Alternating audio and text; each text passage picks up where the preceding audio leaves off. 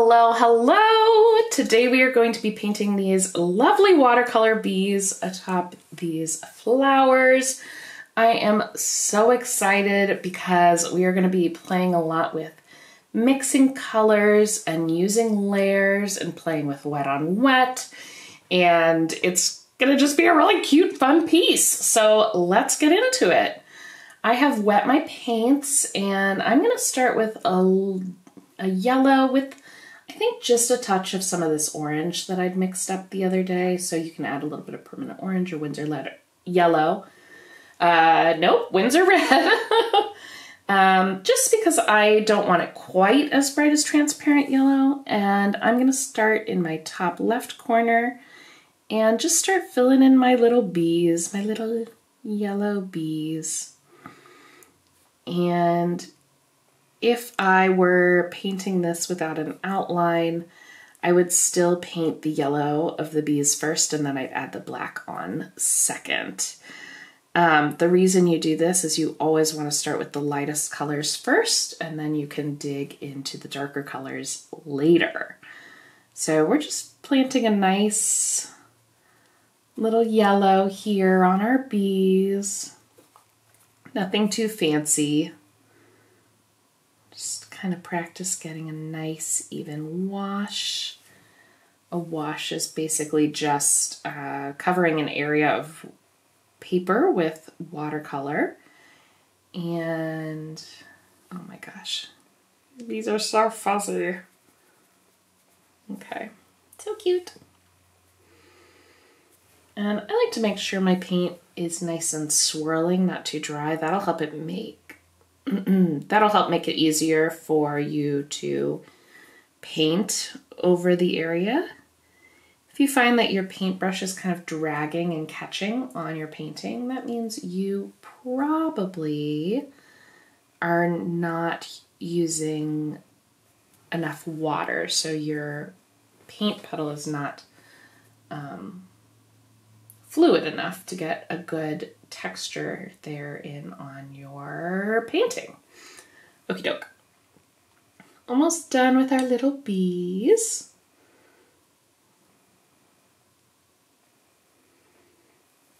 And I might even, while this is still wet, I might drop in a little bit of some orange here around the edges, just to give it a little bit of dimension on some of the larger bees. I can use my paintbrush to just kind of tickle that in, give it a little sense of depth there. Not too much, just a little bit. Because the paint is still wet, it'll still play. Whoop! You can see I already left a trail of paint. Typical. I'm gonna go ahead and just dot, dot, dot. So first, what I'm going to do for these flowers is I am going to paint the leaves because I just want to kind of practice getting in the flow of things. This is the first thing I'm painting today, and I really like to make sure my hand is woken up for the day's events. So I am mixing up some sap green. Got a little bit of permanent yellow here in there. You can also add just a smidge of red if you want to bring that color a little bit down to earth. Maybe a little phthalo turquoise if you want to make it a little bit darker. But I've got a nice warm green here. You could also just go straight sap green. It's a really lovely color, so you really can't go wrong. And I'm just gonna go ahead and start working my way around the painting and painting some leaves. You'll want a pretty big paint puddle here. And I'm not gonna go too dark. I wanna keep this somewhat light. I can always add more later, but I just want to wake my paintbrush up, wake my hand up, slowly ease into my painting practice for the day. You might want your smaller brushes for this. And go ahead and grab mine. Make sure it's clean. Okay.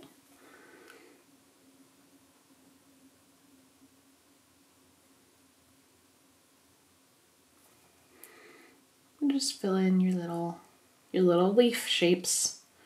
I'm gonna work my way around this painting, trying not to connect paint with any of the areas I've already painted. I don't think any of these bees are touching any leaves, so we should be good in preserving our water barrier.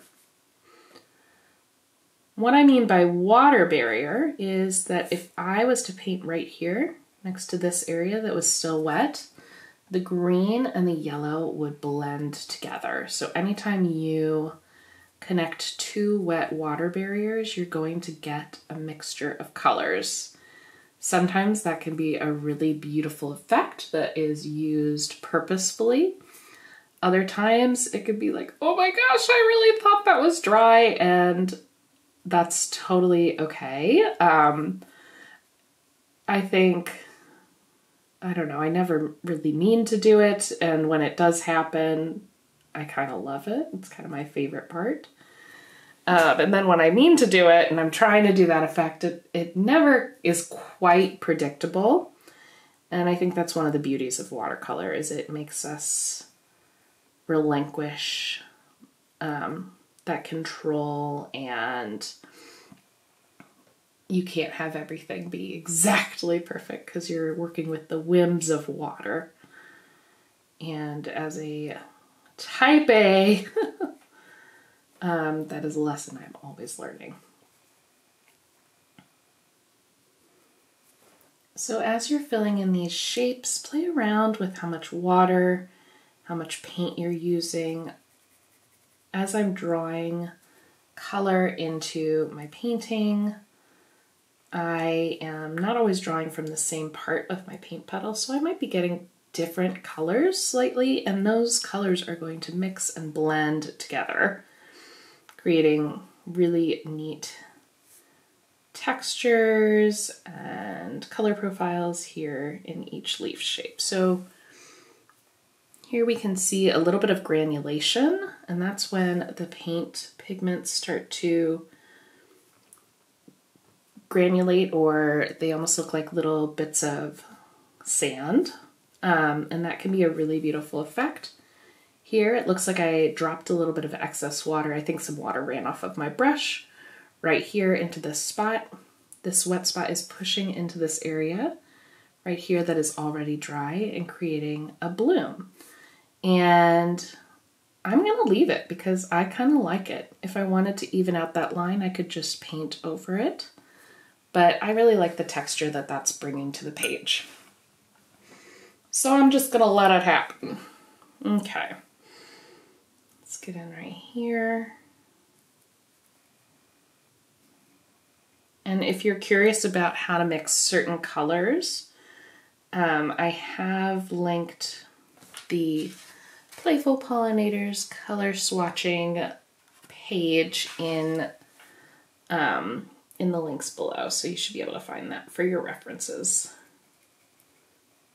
Sometimes you just kind of find a color on your plate and you just go with it.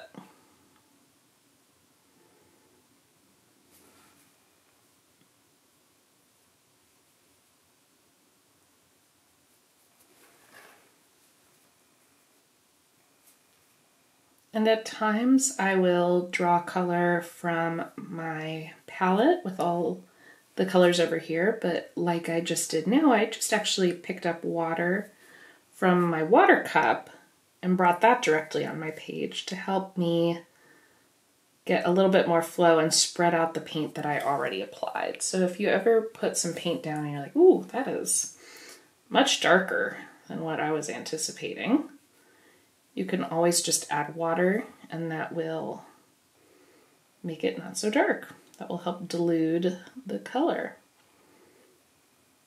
So here, this is a little bit darker. So I'm just going in with water, and I'm bringing that water to meet the paint, and I'm pulling or dragging that paint out toward the end of the leaf.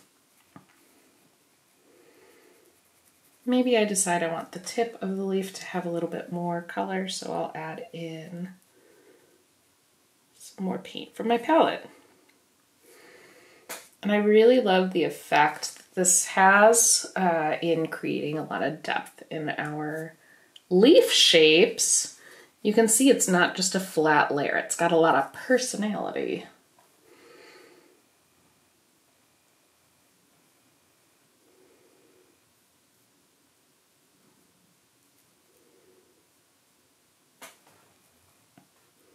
And we may decide later that we want to darken some of these leaves, and that is totally fine. It is a lot easier to darken your watercolor painting later than lighten it up. When we try to lighten it up, once our paint has dried, our options are pretty limited. So if you're wanting to lighten something up, you're going to want to go in with a paper towel while it's still wet. So let's say I wanted to try this up. I might just take my paper towel and go boop, boop, boop, boop, and soak up some of that paint. It's not super dramatic there, but trust me, I have spilled before and it has come in handy. Make it sound like that was like a once or twice occurrence. That happens all the time. I'm very clumsy.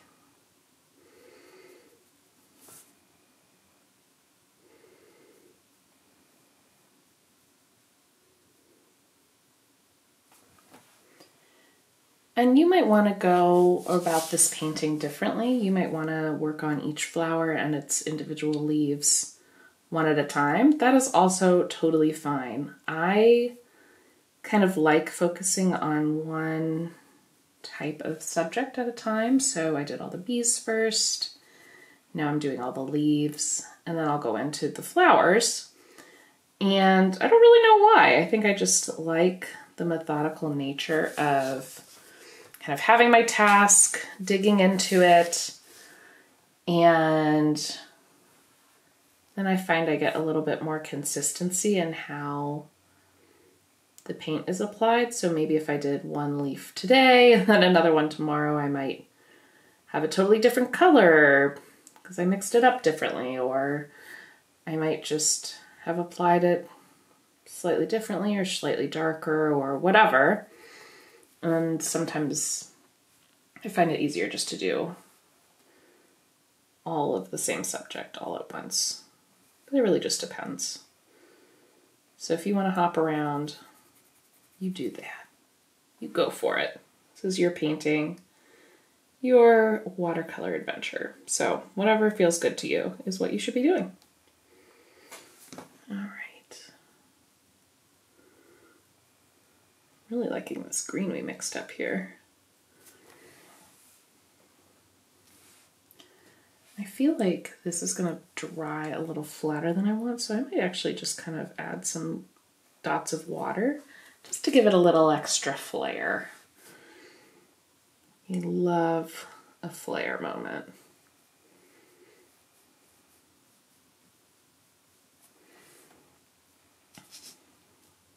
I'm trying to remember. I don't think that's a leaf. I think that's a petal. Okay. Are we almost done with our leaves? We are. Missed a few. That's okay. We'll find them. Kind of like a search and find.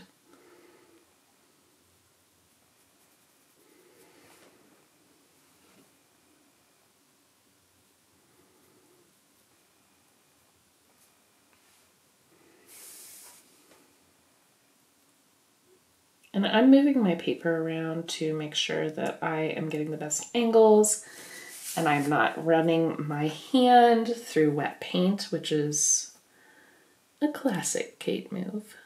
So definitely, that's funny, I totally missed that side. So totally feel free to move your paper around as needed. It doesn't have to be like up and down straight 90-degree angles. Make sure it's comfortable for you and your body so you set yourself up for success. Okay, do we see any more leaves? I don't think so. I think we're good. Okay, So now I am going to start painting some of the flowers that aren't connected to the leaves to ensure that we are not covering up, what am I trying to say? To ensure I'm not breaking my water barriers. So I'm gonna go ahead and start with this one over here. And what I am going to do is I am gonna do some yellow in the middle here. And I'm gonna want this to be fairly wet because as I take my other colors, I'm gonna do this quinacridone pink. I love this color. Ooh la la. I'm gonna start at the outside of these petals. And as I move my way in closer to the yellow, I'm gonna almost leave just a little ring around it because I don't want it to kiss until the very last minute, because that's gonna give me the most control over where all the paint is going. So go ahead and fill in your flower. Leave a little ring around the yellow, but make sure you've got enough moisture so it all stays wet. And then we are gonna have those yellow and the pink connect, and it's gonna be so cool. Just wait. Ooh! Connected a little bit there. So as we pull this color in closer, the yellow and the pink are going to connect, and the yellow will spread out, the pink will flow. I'm just kind of coaxing some of the paint with my brush, like a little tickle, like, come on, do, do, do, do, do, do. And I love doing this technique for my first layer of flowers. I think it gives a really cool underlayer to build off of. Spill there. When we then come back and add a little bit more detail. And you can see the yellow's kind of spreading more on that side than on this side. I am okay with that. This is the look that I want. If you're wanting more precision, you can paint the yellow in the middle first, wait for it to dry, and then do the leaves. But I dare you to try it. It's just so fun. So another way that you can do this is to start on the outside. Oop, I think I want to do red for this one. So I'm just going to kind of bring some red in here. Once again, I'm keeping it nice and juicy, but just kind of painting around the middle. And we can add our yellow in at the end too. So whichever feels easiest for you, go for it. And you don't have to make these flowers super dark. We're gonna probably come back into many of them with a second layer. So, oh, I'm gonna let these two touch too, because I really want the pink to smooch with this red. Ooh la la.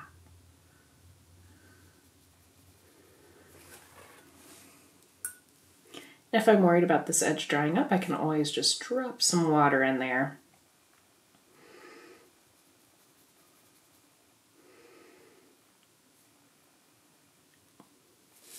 So here we're playing with a technique that's called wet in wet, and that is because we are using wet paint on wet paint, and we are seeing what happens when the yellow wet paint connects with, in this flower's case, the red wet paint. And that is when you think about watercolor and you see a technique and you're like, I don't know what it is, but that I know it's watercolor. It is usually a wet in wet technique. It's so quintessentially watercolor. And I love leaning into these techniques as much as possible because it is what makes watercolor so special. This whimsical, flowy delightfulness. It's too exciting. I can't even use a coherent sentence. So now I'm just putting my yellow in, starting in the middle and working my way out to the edge. And as soon as they connect, You see the red kind of pushed in here, the yellow's pushing out here. So depending on where the most moisture that you have on your page is, that is going to depend on where, that's going to influence where that paint goes. So let's say right here there was a lot of moisture and this part of the yellow was a little bit dry, so that red, where the excess moisture is being sucked into the drier part of the yellow. So basically water wants to spread out evenly. That's its goal. That's what it's trying to do. It's trying to distribute evenly across the shape that you're making, across that water barrier that you've created. And so that is how you get this push and pull of the colors. And as you get more comfortable with your brush and your water and the paint and the paper and everything, then you can start to try, I say try because, water has its own whims, but you can start trying to purposefully use water or paint levels to encourage the paint to go where you want it to go. So anywho, that's super fun. I am gonna get some yellow, a little bit of orange here. I do kind of like a, yeah, that's pretty.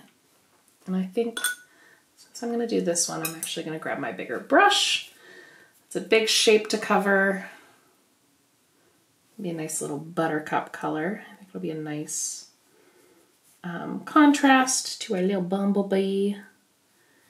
And I am actually gonna paint the wings where the petals would be. Here.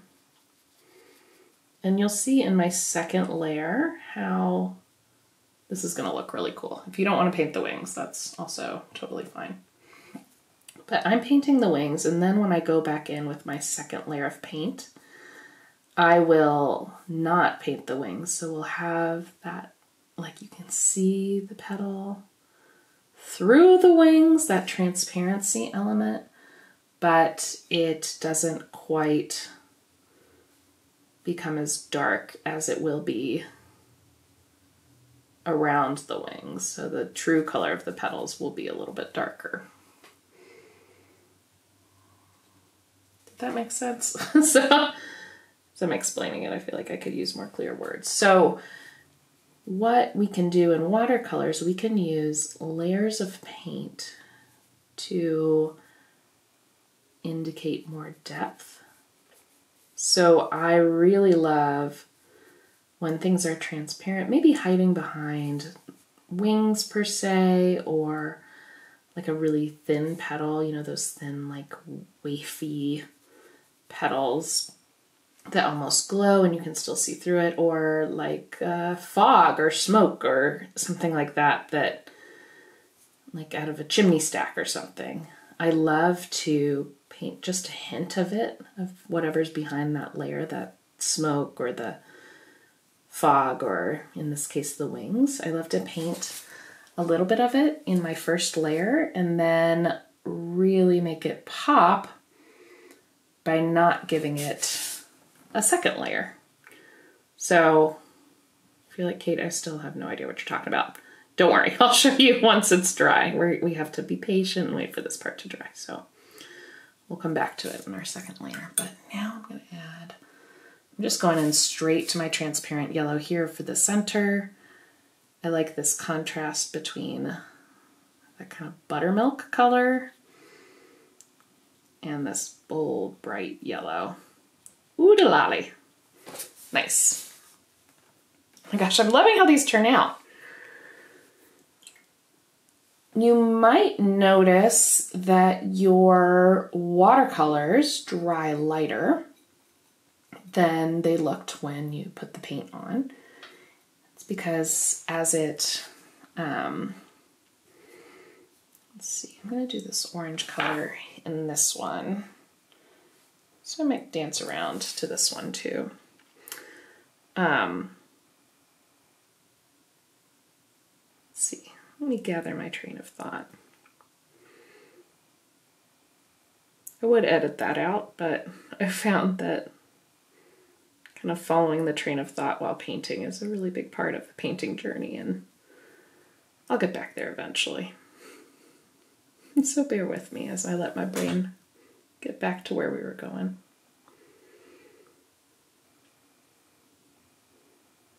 Yeah, I don't remember. If it's important enough, it'll come back to me. Oh, watercolor will dry lighter. So I love how it's almost like a living document or a living painting until the colors have dried. And we can always, again, we can always add a second layer. If you're unsure, it's always best to start a little lighter than you think. And to make your painting a little bit lighter, all you need to do is add some water to your paint mixture.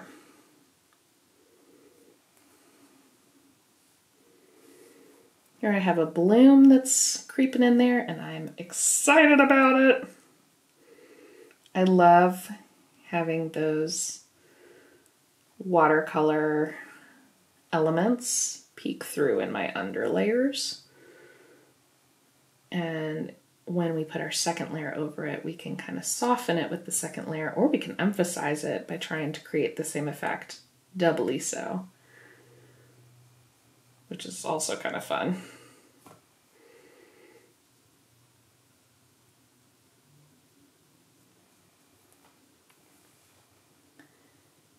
I might try to get a little bit darker right here where we're under this petal.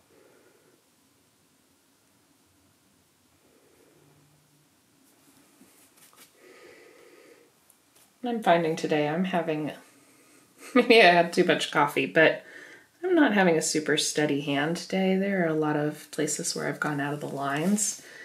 And if you're having a loosey-goosey hand day, that is okay. You are allowed to be the loosiest of gooseists, and that is fine. My goal today is to share some fun painting tips with you, and even if I'm painting all loosey-goosey, it is still happening. We're still learning, so mission accomplished. Sometimes you're painting for fun or play. Sometimes you're painting for research, trying to learn about some new techniques. Sometimes you're painting, maybe you're painting a present for somebody, so you really want it to be perfect and good. Maybe you don't have that extra coffee with extra shots. You know what I'm saying? But oh, I forgot to do my center here. So here we'll see an example of what it looks like when you wait for it to dry in between. So see how the color isn't leaching out as much. It is a little bit, but not a ton. We actually have this hard edge line. So if you don't want those hard edge lines, you can always just kind of tickle that hard edge line with your brush, and that will loosen that pigment up and soften that line. You can see here, this is a really dramatic effect as the yellow is creeping into that orange, and we're getting some really nice granulation. I'm excited I forgot that part. I think that's gonna look cool. Yeah.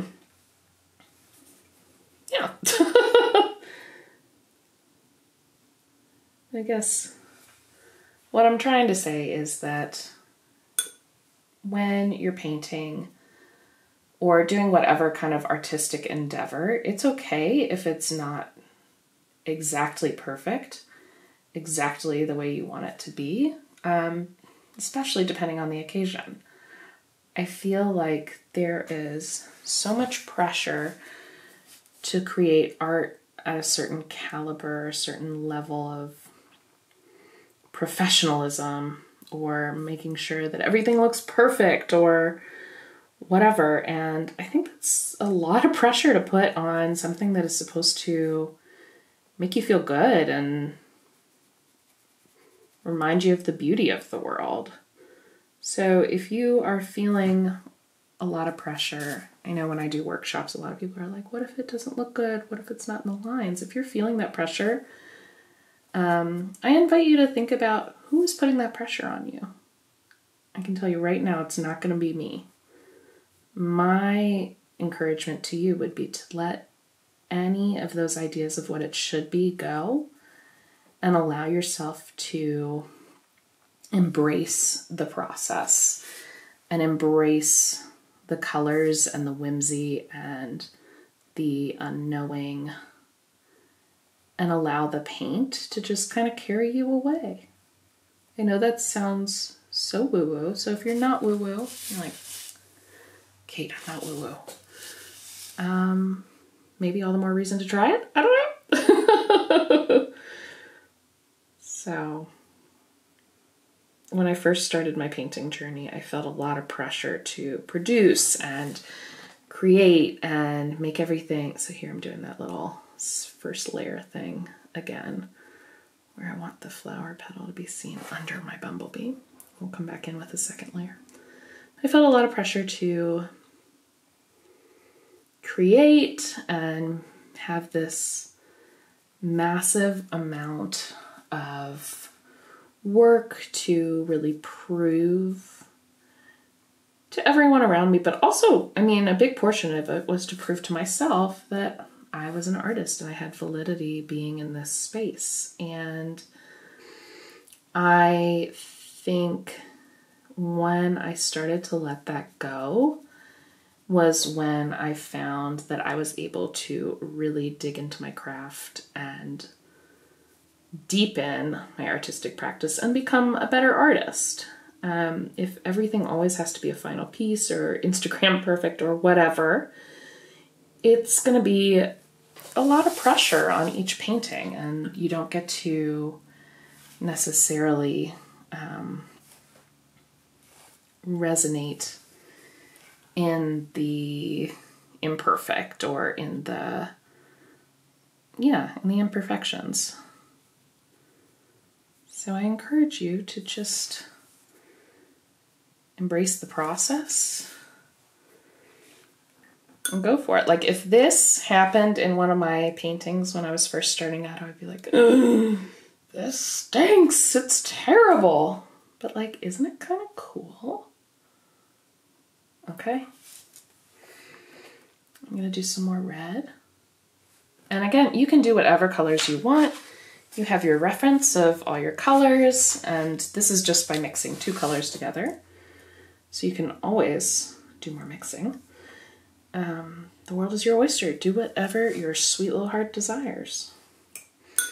Got some cool opportunities for purples, which, this is gonna blow your mind, blew mine. The turquoise and the hot pink, when mixed together, creates a really lovely purple color. So, highly recommend. Okay, let's do his little wings.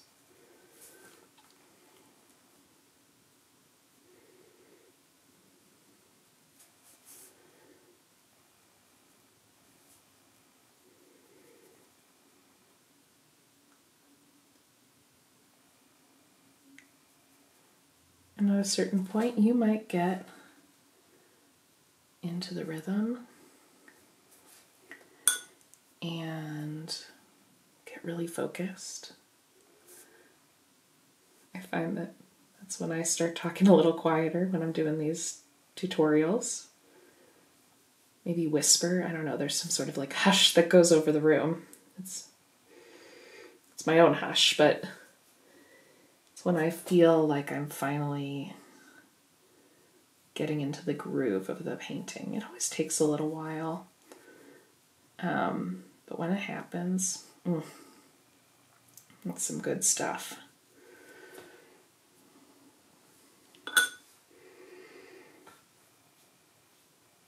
It's the best feeling.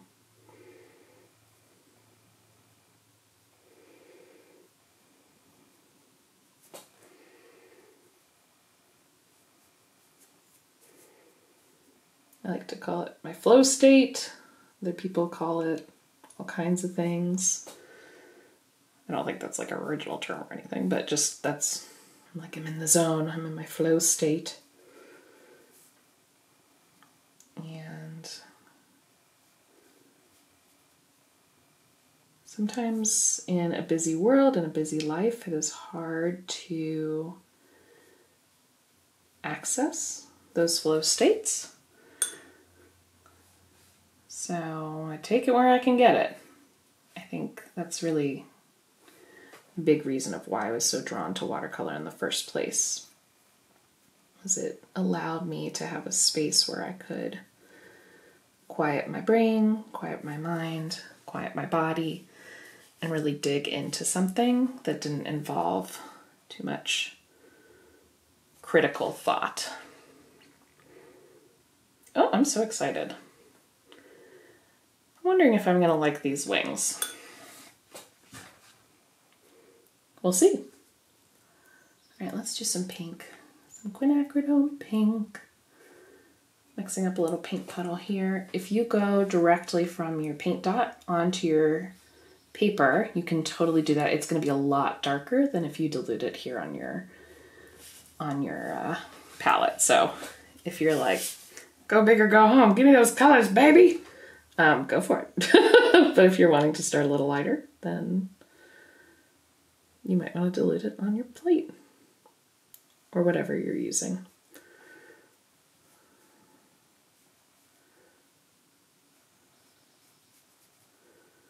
I really want to make sure there's a lot of moisture here around the center of my fleur. And I don't know that we're quite dry over there, and I'm kind of excited. Let's see. Can you guess what will happen if we're not totally dry on the orange? It will start bleeding. Our water barrier will connect, and we'll see some really cool color overlappage. But I do actually think it is, in fact, dry enough. So we'll see. It might take a while for it to move across if it's almost dry, but not totally dry. We'll find out.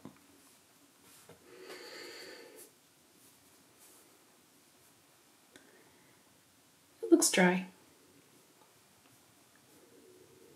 So some ways you can tell if an area of your painting is dry or not is, does it look shiny? That's the first question to ask. If it looks shiny, then it's definitely still wet. I don't know if you're able to see the shine here on that flower that I'm painting right now, but it is for sure still wet because it is very shiny. Then, once it's not shiny anymore, it doesn't necessarily mean that it's dry. If it's almost dry, you can always hover your finger over your painting, and if it's almost dry but not quite totally dry, you may be able to feel this little whisper of cool air blowing over your finger, almost like a little fairy is just going, blowing on your finger. And that is the evaporation, that coolness is the evaporation, so that means it's still not dry. And then if you're still not sure, sometimes that fairy whisper can be very faint. You can always just touch your painting. Try to make sure you don't have greasy fingers. No Cheetos before touching your painting, you know what I mean? Oh my God, look at that. Look at it go. Look at that yellow go. Anyway, make sure you don't have greasy fingers and you can touch your painting. And if it's still cool, it is still a little bit wet. So you can just wait, have patience, go get a cup of coffee or water.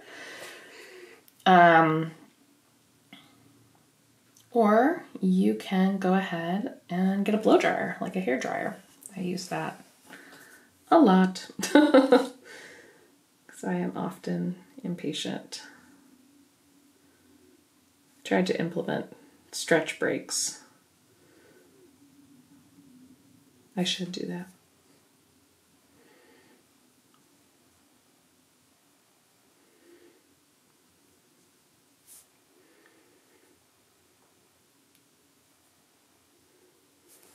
these quinacridone pinks. This is from Daniel Smith.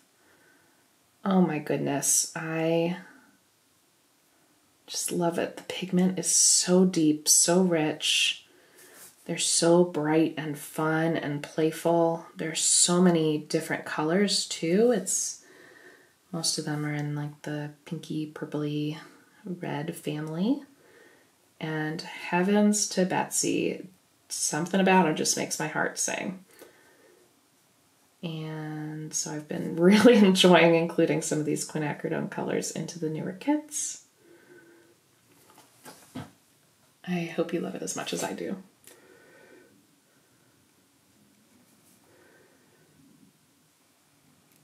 I am a total sucker for new art supplies, so I'm sure with every new kit, I think there have been only a few colors that I have repeated.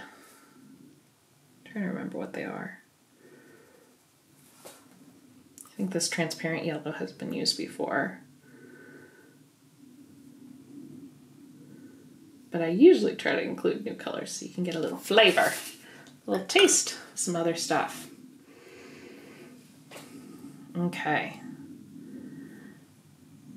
So when I do these centers of the flowers, I really love how it creates this bloom. And the reason why this is happening is because the outside edge has had a chance to dry a little bit. But the inside edge that is now cascading out into the rest of the flower has not. So the edges of the petals are a little bit drier here. You see where the dry meets the wetness that's been added into the mix from the center. And that pushback, that tension between the dry and then the wet water barrier wanting to push forward is where we get those cool blooms. And I love it. If you are not digging the blooms, which I totally get, I feel like I definitely have phases where I lean into it more than others. If you're having a no bloom phase, that is totally okay. So what you'll want to do is you can also just, let's see, let me show you what you can do. So let's do this flower. What you can do is you can paint the whole flower with a layer of water. I'm going to add just a tint of pink so you can see what we're doing here. But basically you'll just add a layer of water over the whole flower, center and outsides.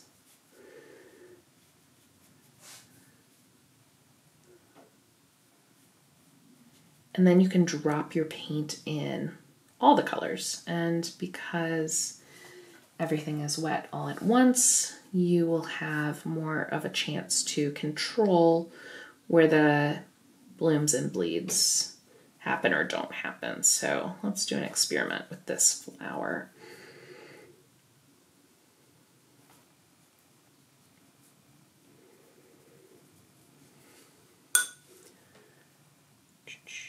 Let me get his little wings.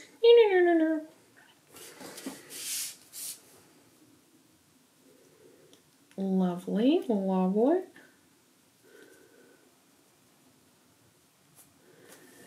It's nice and shiny, nice and wet, so that nothing is drying before I'm ready. And I am going to take the color, I want to do like my permanent orange mixed with my Winsor red to get a nice kind of fiery red situation. And I'm gonna just drop this color in, and you can push the color around with your paintbrush. I'm gonna just kind of see where it's going here. Let's see, get in there, make sure you're getting all the crannies.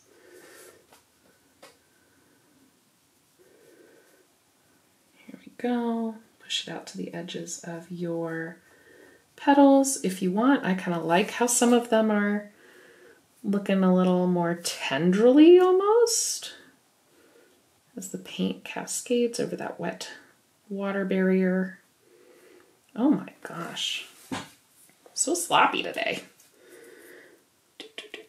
Okay, And then I'm going to take my yellow, since everything is still wet. I'm just going to bop that in here as well. And you can see the paint isn't spilling out. It still is, but everything is more equally wet this way.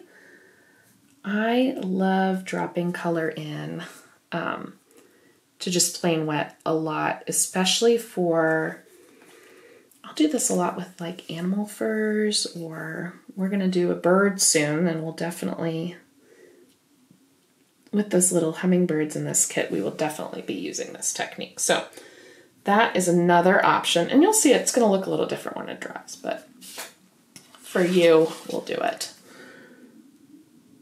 If you want to add kind of some personality into the edges of the leaves, petals, you can go ahead and drop some color right around the edges and let it cascade into the inner edges of the petals. That can be a really cool effect.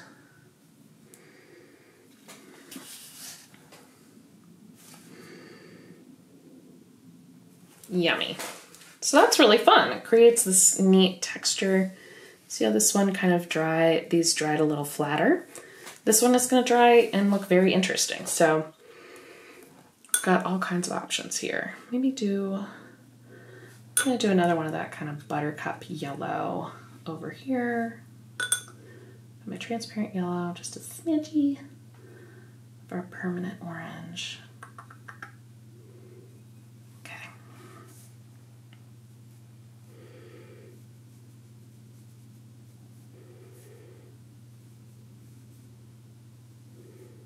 And that is nice and bright.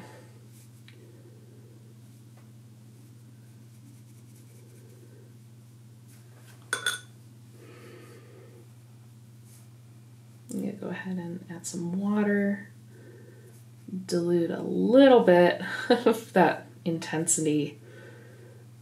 I'm not sure that I want to bring that intensity level into my painting right now, so I really want to tone it down with just a little bit more water.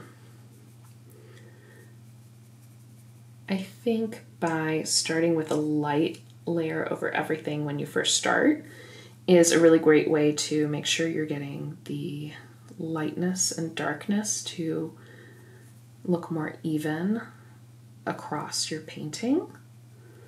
So you don't want to have like maybe this flower is really dark, but then everything else is really light, unless that's your star flower and you really want to highlight that. But we don't, so. So we're not gonna. For this one I might. No, I haven't done that for any of the rest of them, so we'll wait. Let's do.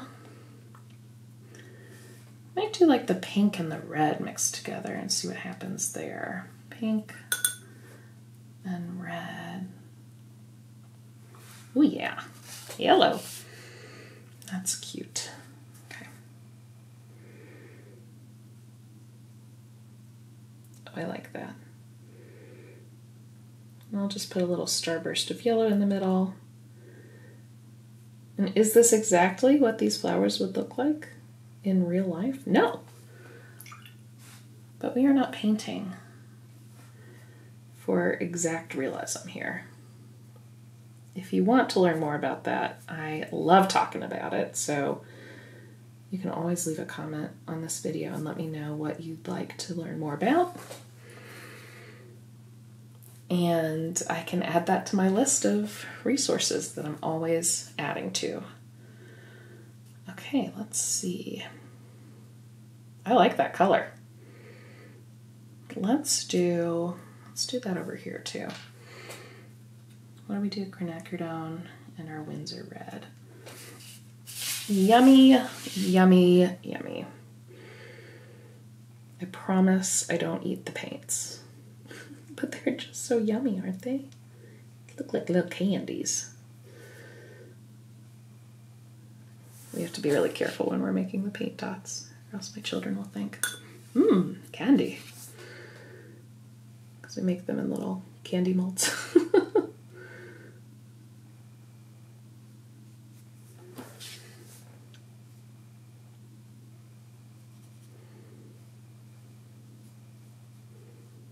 if you're running out of room on your palette, you can always take a paper towel and wipe it off. I kind of like to have the colors all mixed together and mumbly jumbly in there. Ooh, this is going to bleed too, which is exciting. Watch it go. I like to have the colors all mumbly jumbly in there because I think sometimes it creates some colors that I might not have necessarily mixed on purpose, but then they turn out to be really cool. So, you know, do with that what you will. So let's see, where do I think this petal is going to go under the wings?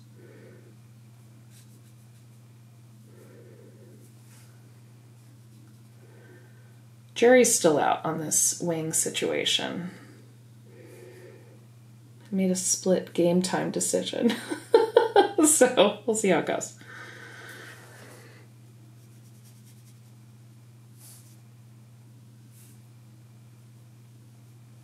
If it looks terrible, I'll put a note. So if you didn't see a note, then it means it looked awesome.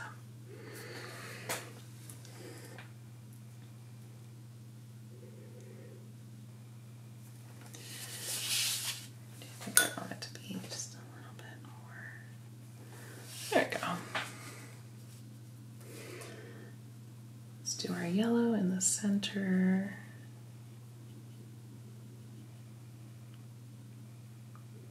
I like to kind of tap, tap, tap around the edges. When you tap your brush, it is another opportunity for water and paint to disperse right there. I think it helps kind of encourage the flow of the paint to keep flowing and moving around.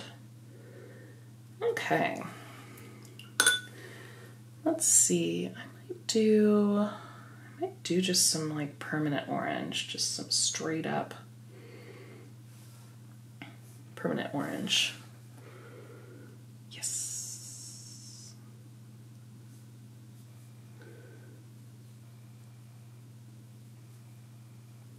Ooh, baby. Maybe with just a touch of the red. A permanent orange is beautiful. But since we've mixed all our other colors, I think it just helps to have a little touch of one of our other colors, so it's not so woo, woo, woo, woo. Imagining, they say, what is it? Auga! I don't know. Never mind, I'm probably dating myself terribly there.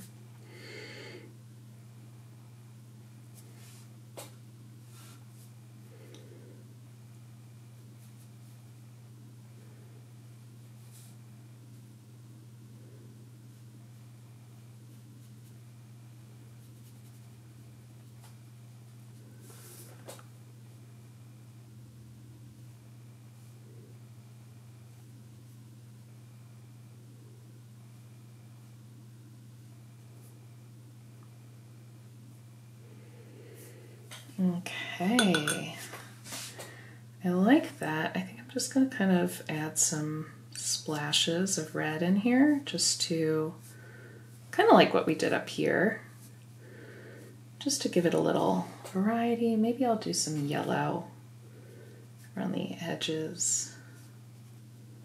I don't know, I'm just feeling playful. Add some yellow in the middle.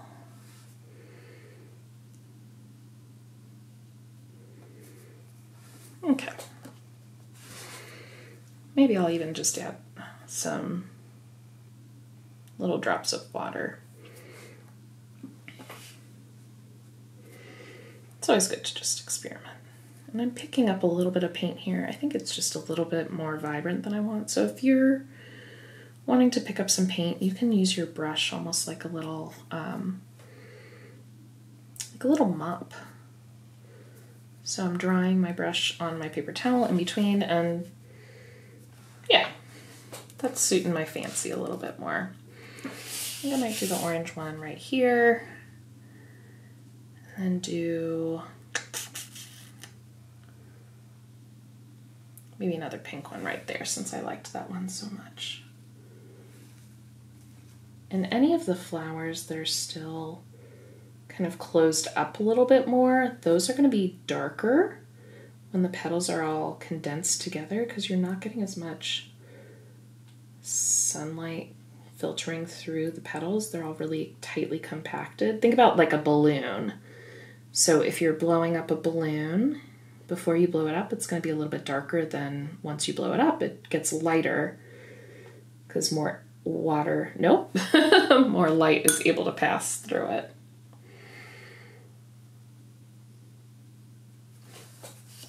Okay.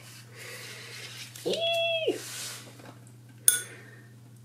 So let's do our pink. I think I'm going to do pink and maybe just some of the yellow. Oh yeah, that's pretty.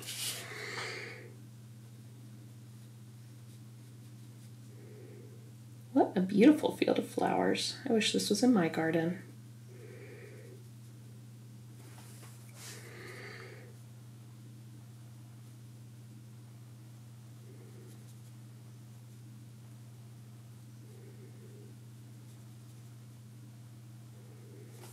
Actually, I think I'm going to throw a little more pink in here.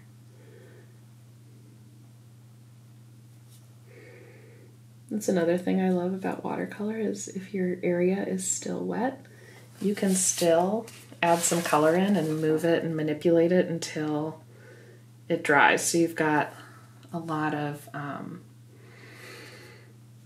it's not set in stone as soon as you put it on the paper, which is kind of cool.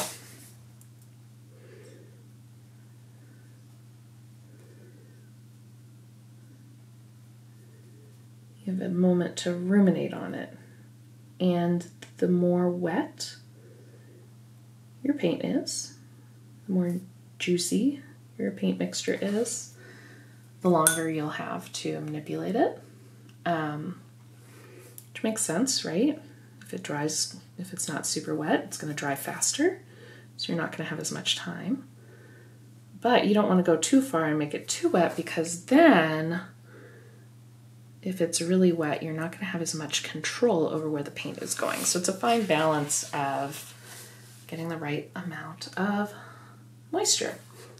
Okay, I am excited. Yay! All right, I'm going to let these cuties dry and then I'm going to come back and we are going to dig into our second layer. All right, everybody go get a water break, stretch your legs. See you soon. Okay, we're back and we are ready for round 2, layer 2 of this beautiful baby. So one thing I'm noticing that we are needing is to fill in the body behind these bumblebees. So what I'm gonna do is I'm actually gonna do my yellow here. Whoop. Really quick and just kind of fill this shape in, and we'll get the black part in later too, so don't sweat it. I got you.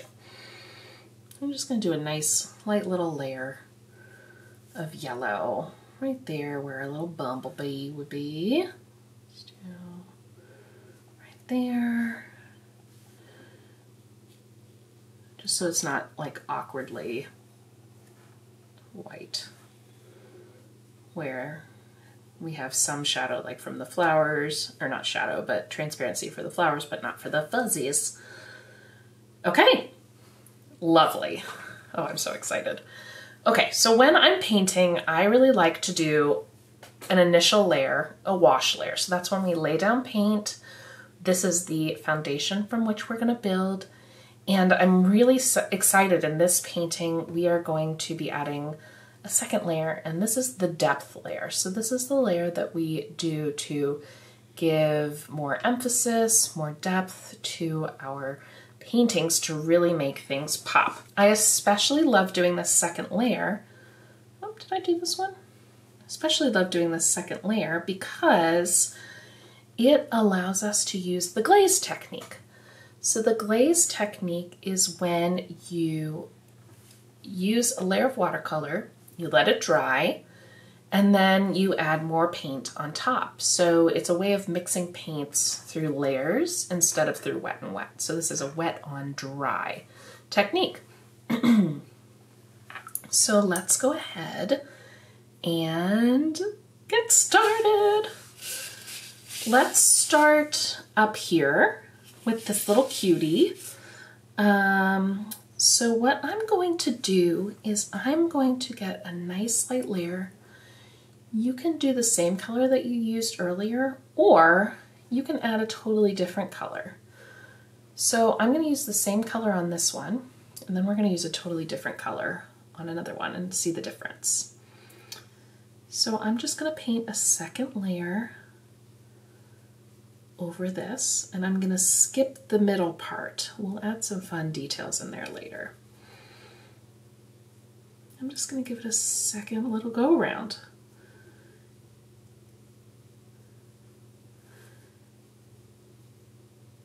Do you see how much deeper this looks when you add the second layer?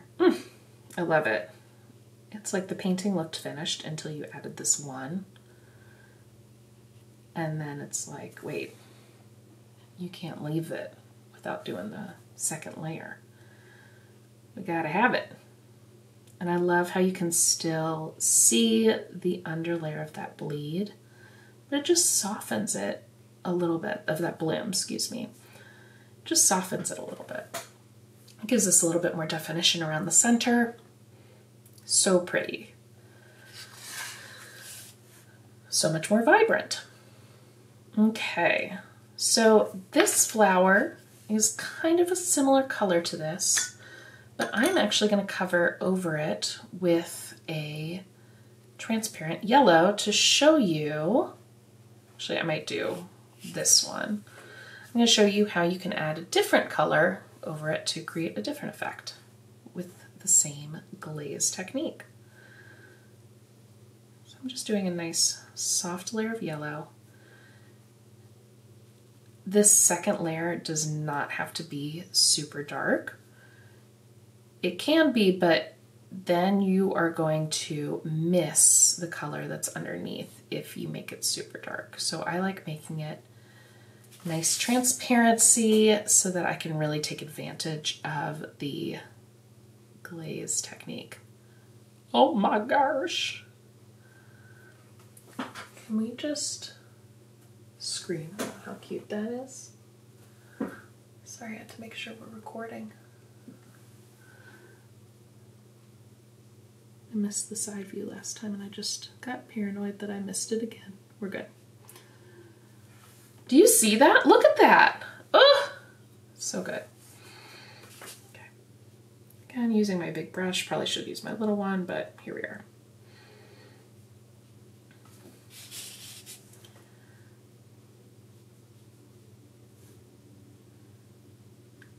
Is that not scrumptious?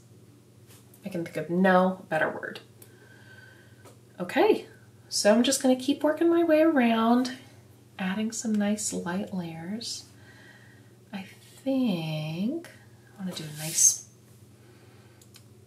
Okay, so here's another fun thing we can do, is we can add a little glaze of color around the center, and then add water around the outside so that that color is just on part of our glaze. So here, then I'm going to pull out with just water. So we keep that pink concentrated near the center of the flower. The edges of the flower remain really light, just the slightest hint of pink. That creates a cool effect as well. Ah! Look at this. We are covering so many different techniques. How cool. And now, see, I'm getting to the bee's wings, okay? And I am not going to add any second layer to the bee's wings. I'm just going to keep it the original layer, and you'll see how it's going to pop. It's going to be like, wha-bam. Oh, I love this pink. This is pretty.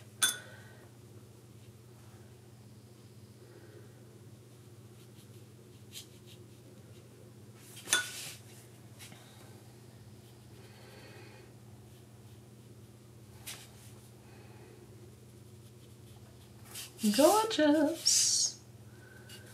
Okay, do a little bit here. Then add some water around the edges. So let's add just a little bit of pink, a little bit more pink in here just to really make those wings pop. So by not painting the wings, they're a little bit lighter than the part around it. Oops, I forgot to do that one. There we go. Yee! Yay! Of course I did still paint the wings a little bit accidentally, so I'm gonna take my little tiny tissue, just tidy that up just a bit. Yee! So cute.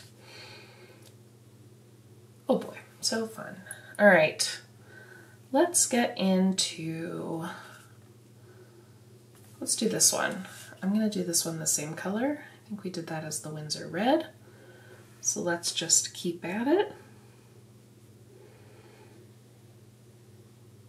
It's a little bit darker than what I wanted, so I'm going to use water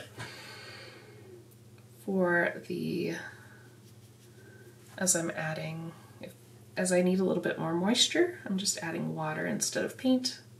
That's going to lighten that color out. And this helps make the paint last too.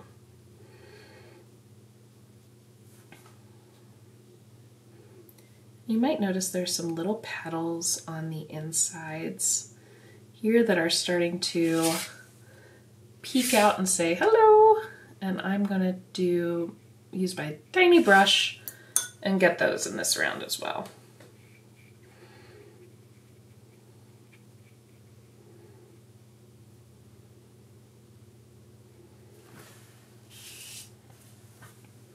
Oh my goodness, just call me Sloppy Painting McGee today. I think I'm just so excited. Okay.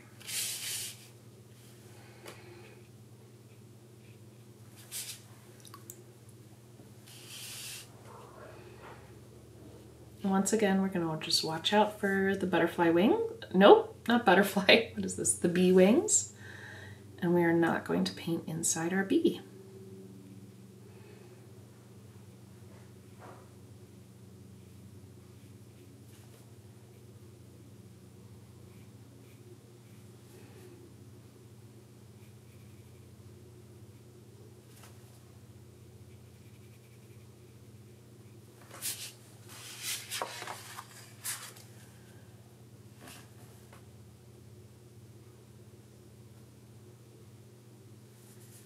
Here I'm working carefully to make sure I make my way around the bee wings.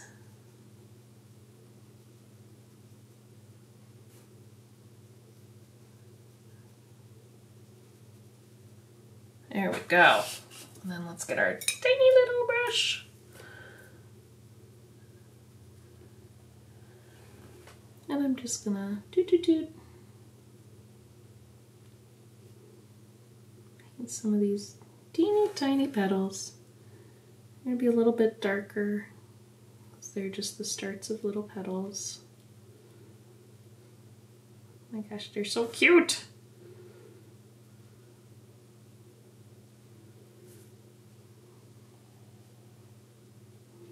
Okay, I love it. Let's do, so I wasn't super loving the color of this, so with the glaze, that's a perfect opportunity to shift it a little bit. So I think I might use some of this. You know what? I'm gonna do the quinacridone pink. This is gonna be, I have a good feeling about this, friends. Oh my, starry-eyed surprise. Yee! Yep, that was the right choice. And I don't want to be too overzealous with this. I want it to be pretty subtle, so lots of water, just a little bit of paint. I really want to see those blooms and bleeds that are underneath. Really let it pop, pop, pop.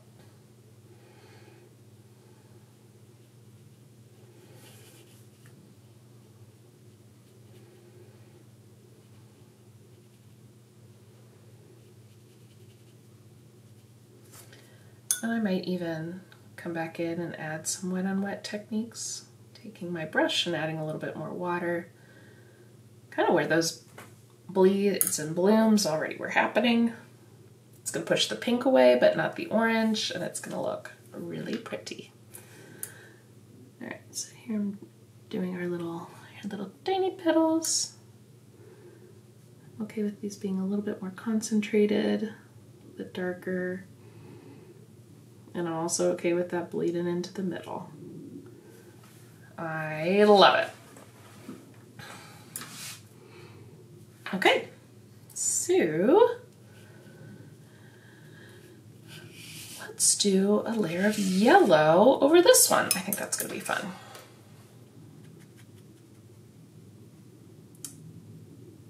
I will say I am kind of running out of room on my palette, so we'll see.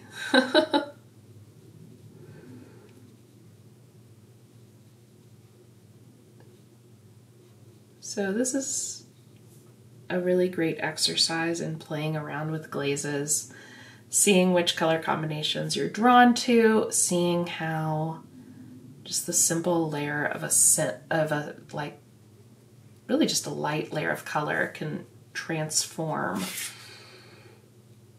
a part of your painting.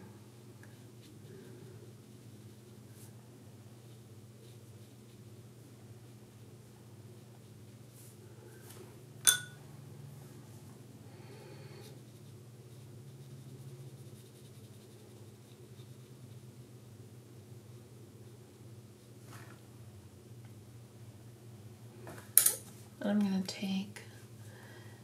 grab some like transparent yellow and orange here and do my little teeny petals. So remember to just go on your little ballerina tiptoes here, using just the tip of your brush.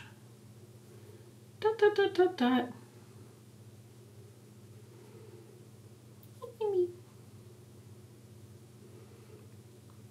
Okay. Love it. Let's see. Do you see then too how it makes the leaves really, the petals really stand out from the centers of our flowers too? This is allowing us to get a little bit more of that definition. And it's through the absence of painting too. So it's kind of creating that emphasis by not painting it, which is neat. Okay, I'm gonna do straight quinacridone pink here with a little bit of yellow, I think. Nope, I think I want to do just quinacridone pink. I'm feeling it.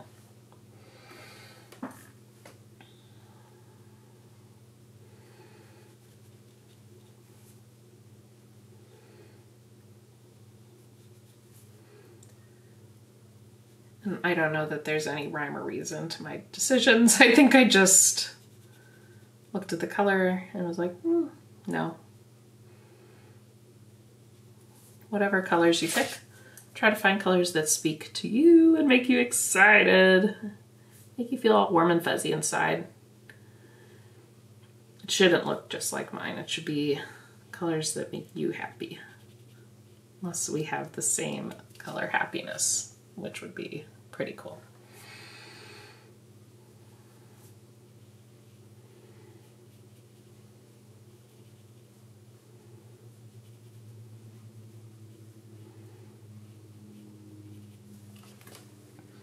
Okay, so again, we're getting close to our bee. So remember, we're gonna leave out the wings and paint around it. I'm also making sure my paint is a little bit darker here to really push that contrast.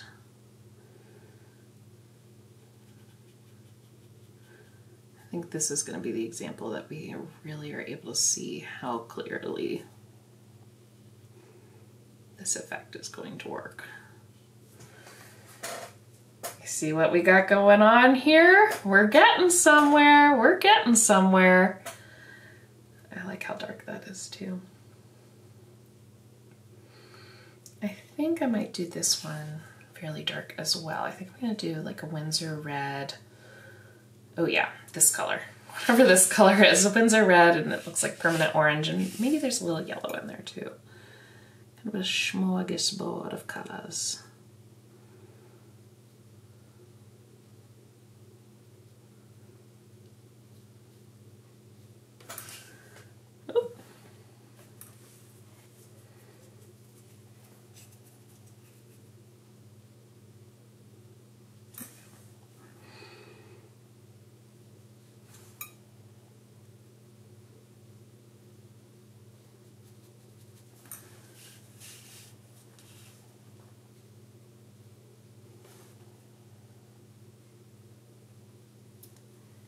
And if there's ever a point where you have questions, feel free to type it below and I will try to point you in the right direction if I already have a resource available on it, or if I don't, I will add it to the ever-growing list. So if you have a question, you are, I guarantee you, not the only one who has that question. So if you feel like you would like to know, just go ahead and ask me your watercolor questions.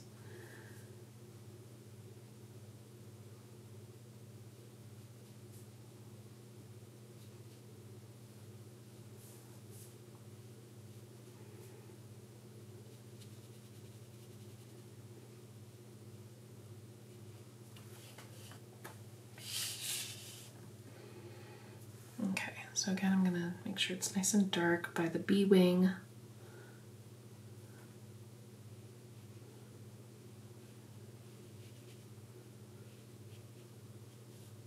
To get that contrast. And then I'm going to get my tiny brush and add some little petal details here. Got a few little baby petals.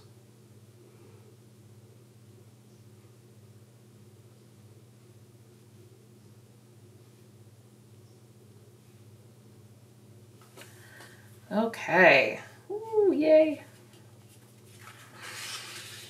All right, which one should we do next? I think we've done all these. I haven't done this one yet, but I feel like it's still a little wet around the edges, so I might work on, I think I'm actually gonna do these tiny ones. So instead, I am going to take my yellow and paint the inside these ones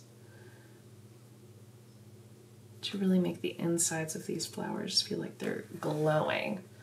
So it's a little bit of a different approach than what we had been doing. Kind of doing the inverse effect. So here I'm just painting the inside, really deepening this.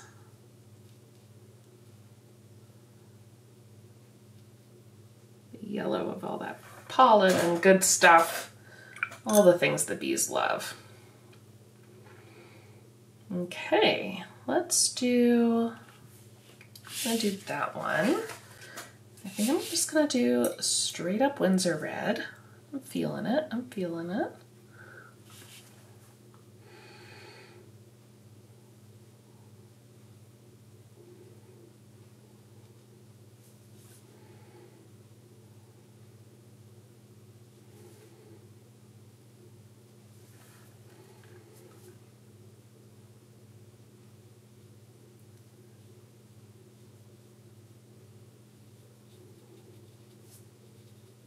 I like to use the side of my brush or the belly of my brush to cover larger areas.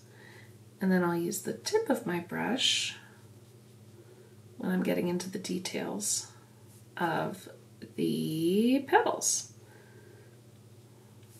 And that's why I love using these round brushes in these kits, because the round brush is so versatile. It gives you the chance to really get into really fine detail work and to cover larger areas when the situation requires it.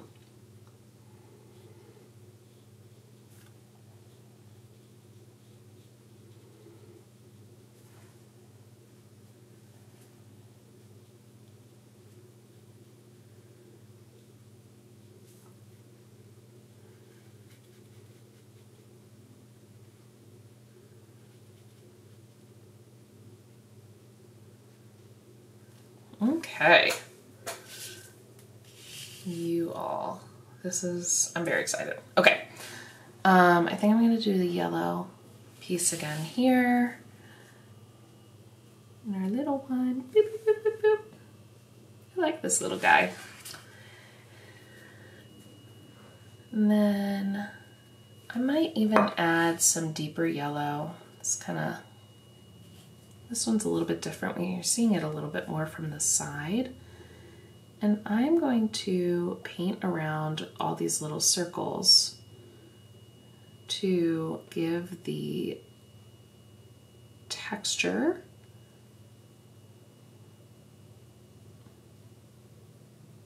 of this flower some extra attention. Kind of like doing the wings by leaving the little doodly-doos, is it the stamen, unpainted. It makes it pop, and that allows it to make it look a lot more light. So the inside, the interior of this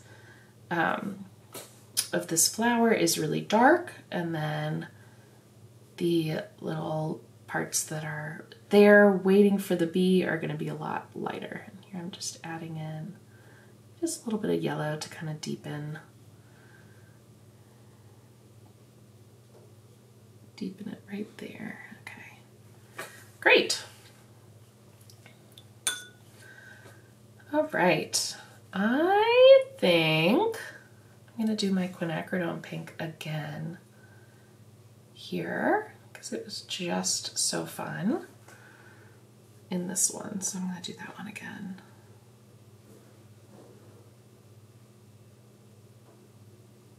I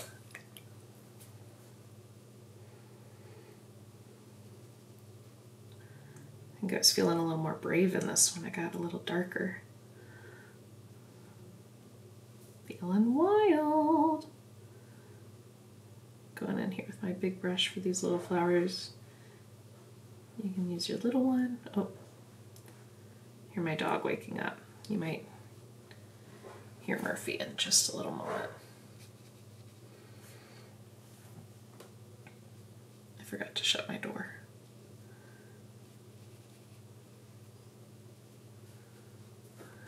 Okay, remember I'm going in from the end of the petal into the middle with just water, and that is allowing that quinacridone pink to really be focused in the middle and then dribble out, that's a weird word, and then fade out as you get further away from the center of the flower. So here I'm going to add just a little touch more.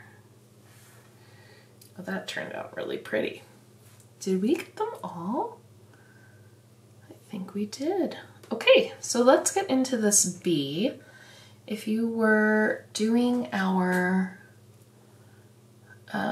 previous one, we made some darker colors, but what you're gonna do is basically just add a little bit of everything. So we've got our phthalo turquoise, we've got our quinacridone pink. That's gonna give us a nice purple, darker color. I'm gonna add a little bit of my permanent orange and some of the green and a little bit more of our phthalo turquoise. You're just kind of adding a bunch of colors till we get a dark color that looks like it could be. Sorry folks, we ran out of battery, but we're back, and I've mixed up this bee accent color, and we are going to put this on our bee wherever the black might be. So it's a little bit lighter than the black, but it's gonna still show us our bee details. And I'm just lightly tapping this on. So you can even kind of use your brush to create some fuzziness there.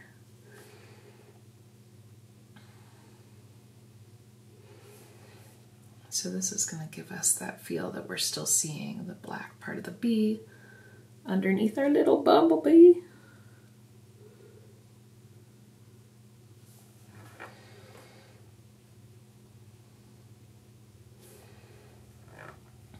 that's cute.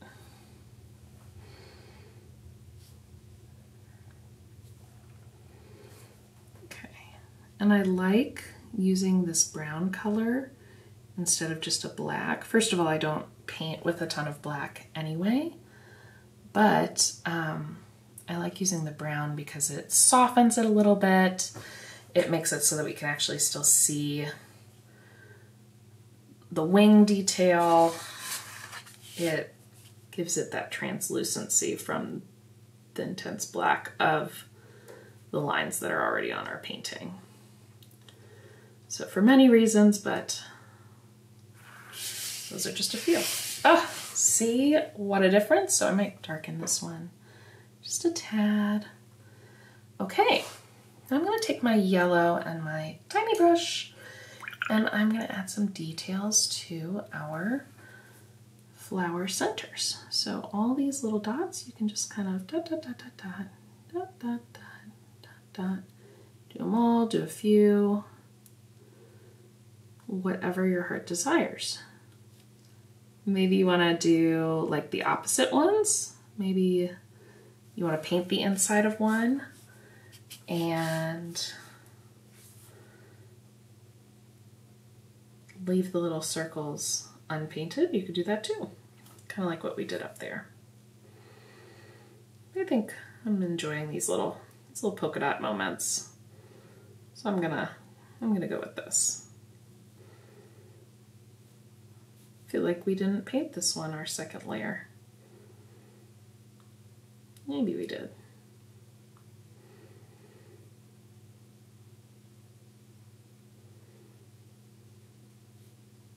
Okay.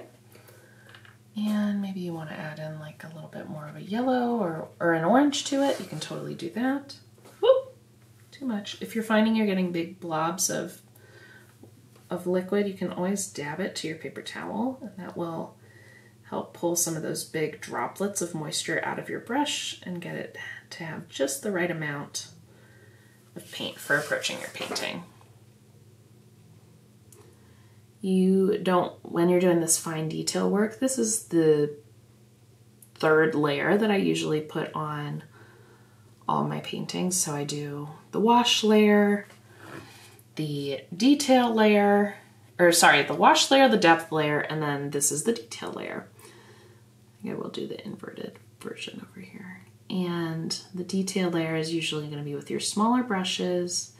It's going to use the least amount of water out of all the layers. You're going to be working with way more of a dry brush because we're not doing that wet and wet. It's mostly, oh my goodness, making a mess over here. Mostly using a very dry brush to add in those final little details.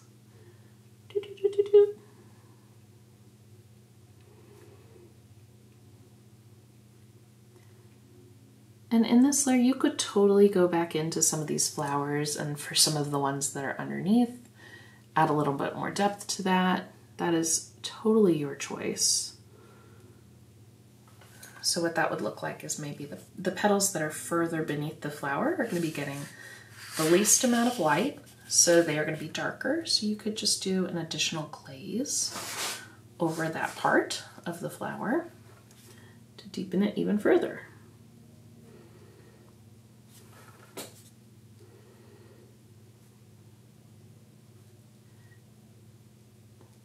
But I think I'm feeling good with these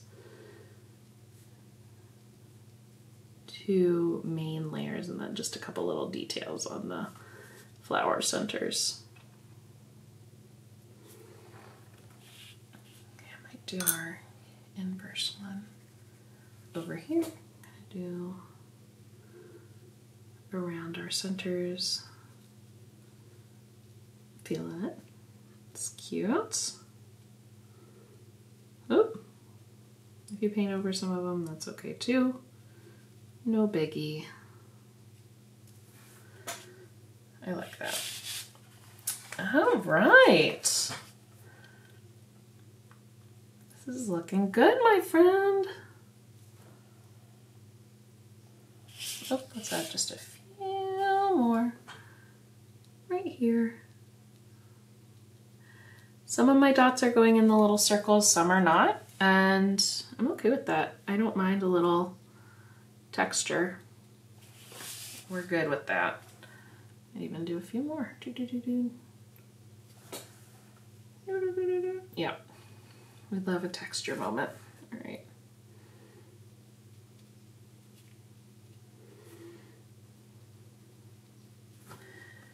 Can't help myself. Gotta go over. Get some more in there. Okay. Let's do a little bit right here. Actually gonna do the inside of that. There we go. All right. So what I'm noticing is that some of my leaves are falling a little bit flat. I think I might want to go in and deepen some of those colors. So let's go ahead and do that. And I'm going to mix it with some of this darker color that we mixed up here. Just a few of them, just not too much, just a little something something to add a little variety. And if you feel like you want to keep going and add more layers, add more depth, that is totally awesome. You go at it. And if you're like, I am done, I'm not deepening these leaves, that's okay too. This is your painting. It needs to serve you. So ultimately, I hope you have had fun. You've tried something new. You've learned something, and I hope we'll paint together again. Of course, you have the other 2 videos from this kit that you can use. I also have a bunch of resources listed below to our other kits, to tutorials, and my supply list, and all kinds of helpful tidbits. So I will not leave you hanging.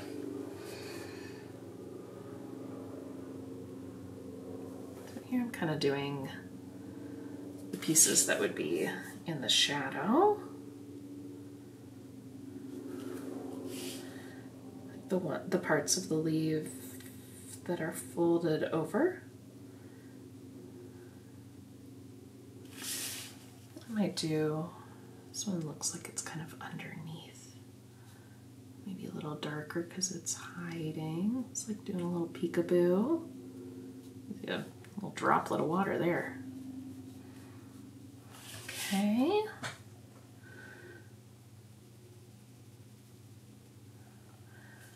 Again, I don't want to go too wild here. Just a little something something.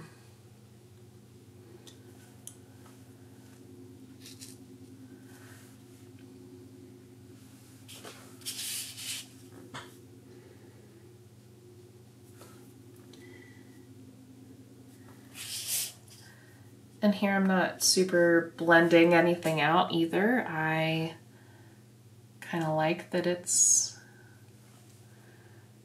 a little bit more just wherever the brush goes. Keeps it a little organic looking. What I'm doing is I'm making a lot of color kind of here close to the petals and the base. I take my brush, a clean brush, slightly damp, kind of wiggle that paint away from the part that's underneath the flower. And that just provides a little bit of oomph, a little bit of shadow that the flower might be casting. So just a little wiggle can go a long way. All right, are we done? She says as she continues painting. All right. Brushes down, chefs. Brushes down, artists. I think we are done. Thank you so much for painting with me. I hope we get to paint again soon. And I hope you love your amazing bee creation. If you are feeling brave and would like to share, I would love to see your artwork. Feel free to tag me on social media at splatter.and.bloom on Instagram and Splatter and Bloom on pretty much everywhere else. I hope you enjoyed this painting as much as I did. All right, happy painting, friends.